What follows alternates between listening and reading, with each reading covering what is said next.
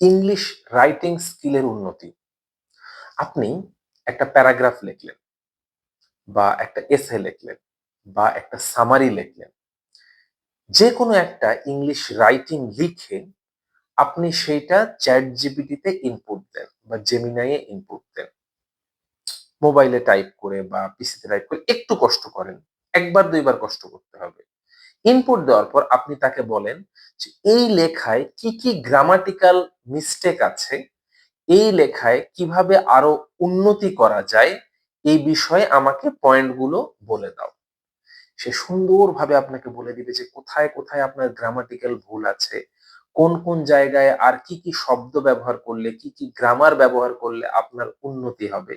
সুন্দর করে সে বলে দিবে। এভাবে যখন ১ টা বা ২ টা লেখা আপনি ইনপুট দিবেন, ২ টা ৩ টা লেখা ইনপুট দিবেন, দেখবেন ধীরে আপনার রাইটিং স্কিল অনেক বেশি ডেভেলপ করছে।